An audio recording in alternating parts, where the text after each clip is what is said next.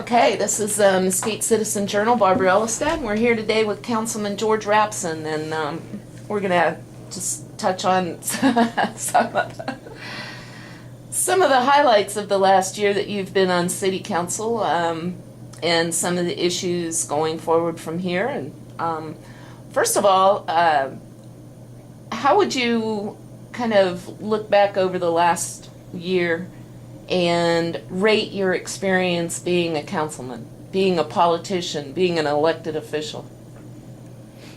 Wow, that's obviously I should have expected this question, but the reality is it's hard to put your finger on. I mean, it's interesting. There's no question about it. It's interesting.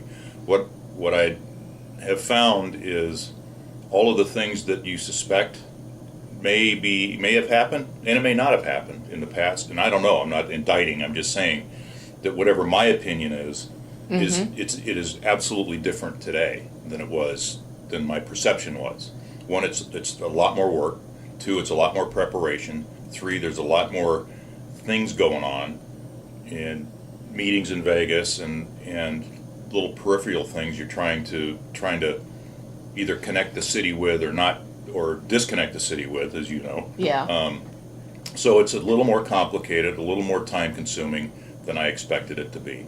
On the other hand, I think we've made some good changes, positive changes. I think I hope there's a perception that this is a more open council and government today than it was a year and a half ago or a year ago. Well, follow that up with, what do you think is your biggest, best accomplishment, not just necessarily as an individual, but as a whole, on the council? Oh, as a whole, I think that His Honor's done a great job. I mean, he's kind of led some of these charges that, including the technical review, openness. I mean, as everybody sees now, there probably was nothing ever nefarious going on, but now you know there isn't. Yeah, but they're a lot of fun, because I laugh at you guys a lot at those tech reviews. Yeah, they are fun. And there's the other piece that I didn't talk about. It is enjoyable in a certain respect, but the one thing that I was going to go back to that I really think that, I mean, I talk a lot in the council, and that's with a purpose. I don't just chatter to hear myself talk, because I know what I'm thinking. I like to have people understand why I'm doing or what I'm thinking, and that's important to me. I'm not just saying it. That's kind of segues into one of the questions I wanted to ask you in particular. You do go out of your way to say, for the public's knowledge, please tell us about this. I think you probably do that more than anyone else, which I think is a great thing. But you also show a lot of frustration at times with the public not understanding a lot of the issues when they comment on some of our stories. And for example, I'm not sure I understand where the frustration. To you personally, or to... No. No. Well, once in a while you have, but that's fine. I guess the point I'm trying to make is that you in particular have gone out of your way to really try to educate and inform and get the public to understand what these issues are about. You do talk a lot, and I think that's great. And I actually wanted to compliment you on that. Well, I think there's clearly people. I mean, and it's happened in technical review where we've had citizens get up, and there's nothing wrong with this, and talk about things that's not appropriate for that meeting. It's not another council meeting. Right. And I think it's just trying to educate people and then to make sure that I mean, I try to do my homework, and I try to understand what the issues are and all of the peripheral issues that these things affect. I mean, right. It's never just so simple as it's a yes or no or this or that. I mean, for example, is that walkway shared use path. Right. I mean, I started out thinking that who cares? I mean, this is a handful of people that have a vested interest, understandably, but they're holding up. It's a few kind of driving the bus as opposed to the people in back telling them where they want to go. Yeah. fundamentally, I have a problem with that. But on the other hand, it started to say, you know what? Who cares? I mean, why are we fighting this battle? There's bigger battles out there. Nobody's complaining about the width of that path today. Yeah. So logically, why are we fighting somebody who doesn't want it widened? And so, so I kind of changed. And I had a conversation with one of the people that was certainly against that shared use deal that lived there. And I think what frustrated me more than anything else, I think by me sort of propositioning my side, or a side, and I'm not going to say it was my side because I had already changed my view at that point. There was a presumption that they knew what I was thinking. Yeah. And I'm not sure that that's a fair presumption in any respect. I mean, I've learned not to second guess, or even guess ahead of time what you think or what you may, what stance you may take on an issue, because you don't. Yeah, I don't. And frankly, the conversation was very helpful in making sure I understood or confirmed what I was thinking to begin in the second half. So it was a very positive conversation in that respect. But I think there's a presumption that I'm thinking some way when actually I may not be. And I probably put that out there to get the counter arguments or to get some sort of dialogue and trying to, you know what I mean? Yeah. Maybe I'm talking in circles, but so I enjoy that part of it. Yeah. And the one thing that I do know is what's very interesting, and this is the piece that I had a different perception. Again, not saying that it happened or anything. I have never, in my recollection, had a conversation with any of these councilmen before a meeting about what the issue was or why it was on the agenda or who was pushing it or what they thought. Yeah. There's some casual conversation when you get in the room 10 minutes before the meeting, but there is no concerted or no, I'd really like you to do this, or I really think this, or, there is none of it. Yeah. And I really appreciate that. I mean, I think that's respectful in all regards for everybody out there. Well, and I think that also leads to more of the open discussions that you do have once you all are sitting on the dais. Yeah. That the public benefits from. Yeah, and Carl had some good points last night on this, on that tax, the right-of-way tax. He did have some good points. And I agree. And I want to hear what he has to say. Yeah. And hopefully other people want to hear what I have to say. And between all of us, we all form our opinion. Right. And so I don't necessarily sit down with my opinion formed. I think I do, but boy, I've changed. So what do you think is your biggest disappointment over the first year? I'd have to say I don't think I'm terribly disappointed in anything. I mean, I think it's been a pretty positive year. I mean, you don't always get it right, but you sure try. I mean, you're trying hard, and I think it's a thoughtful council, and I think everybody cares, and they're working hard at it. So I'm not disappointed in anything. I can't put my finger on any disappointment. Well, good. That's good to hear, actually. So let's. You kind of touched on a little bit.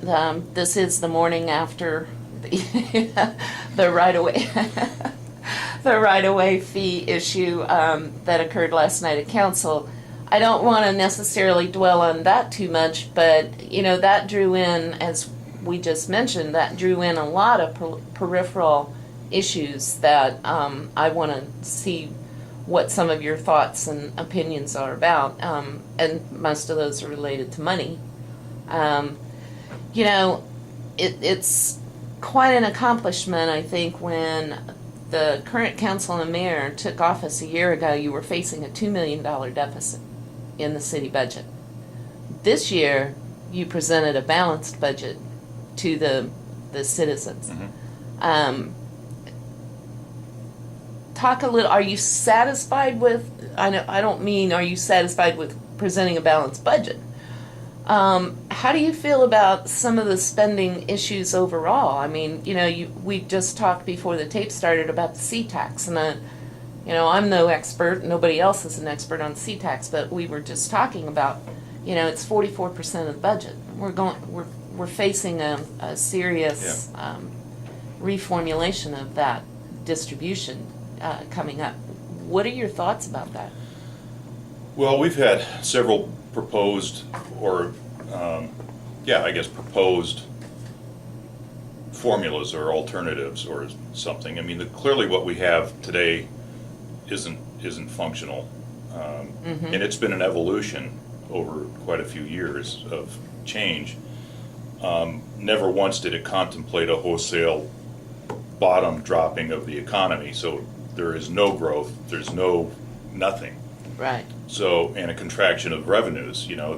So the formula didn't contemplate that, and so some people have been hurt harder than others.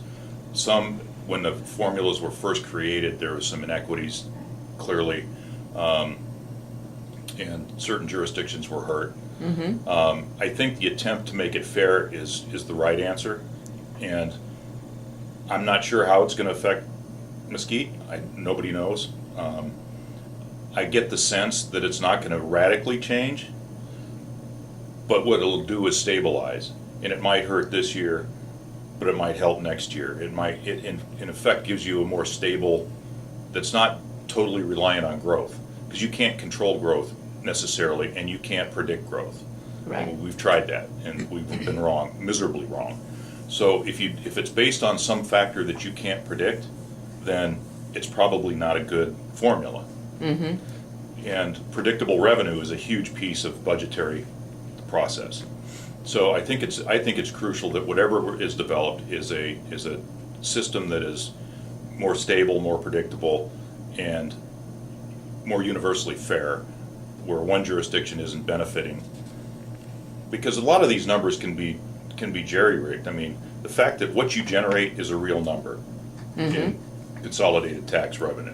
What you compared to the whole. What's your base population is something that can never be argued once it's there's certain things that are actually the underpinning or the anchor for this thing that can be used in the formula and without having these variables that nobody can control tell you how much you're going to get this year or not going to get this year. Well,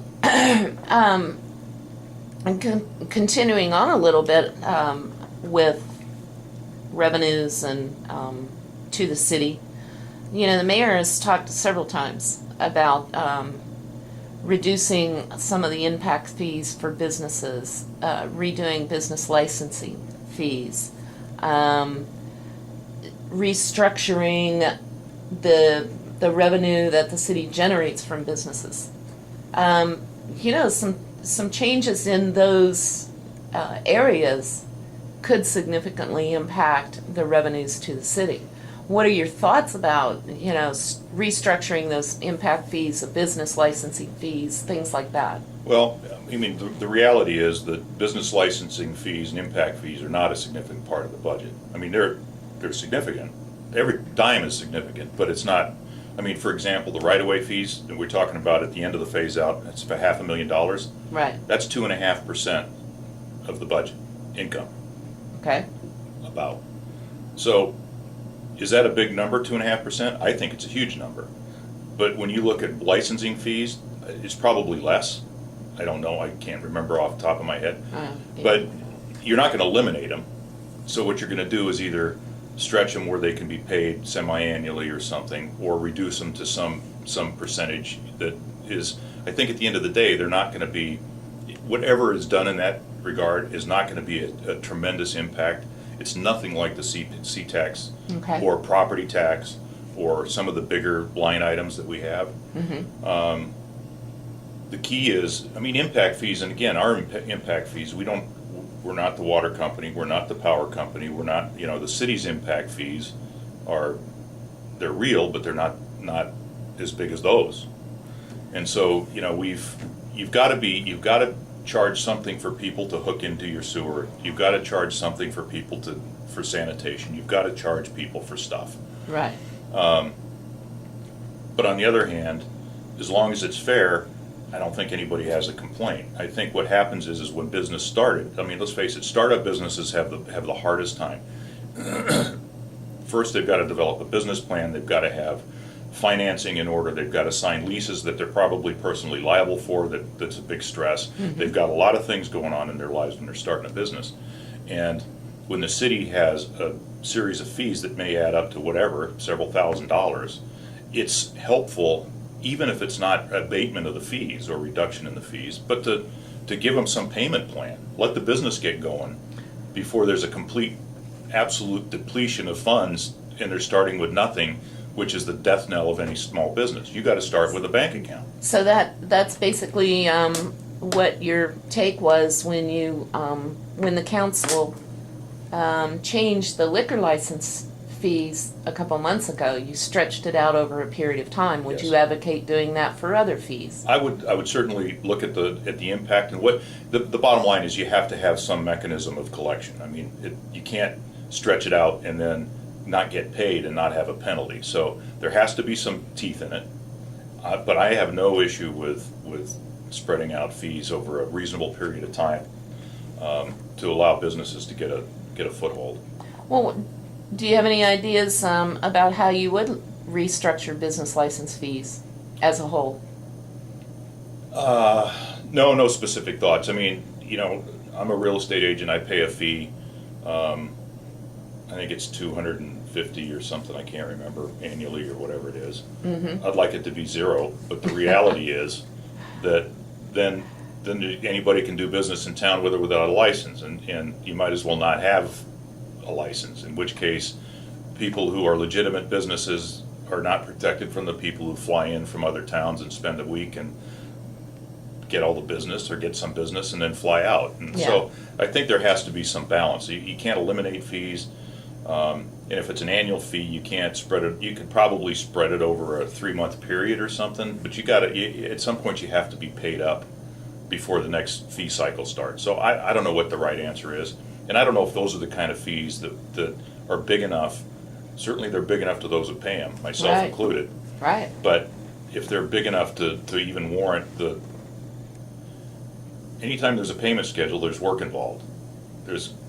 Yeah. It's not just, okay, honestly, you gotta come in and pay every month and thank you very much, and then you've gotta invoice them, you've gotta get the payment, you gotta correlate the payment to the license, you gotta put the ledger straight, that they've paid this much, they still have a balance due, they're current, they're 60 days late, all of these things, then collection process. Yeah. So by not paying up front and ahead, it does create internal costs. So what cost benefit? I don't know. Yeah, and that's a good point. I don't think we've heard much about that. And again, it goes to the peripheral issues, unintended consequences. Exactly. A drop in the lake. Yeah.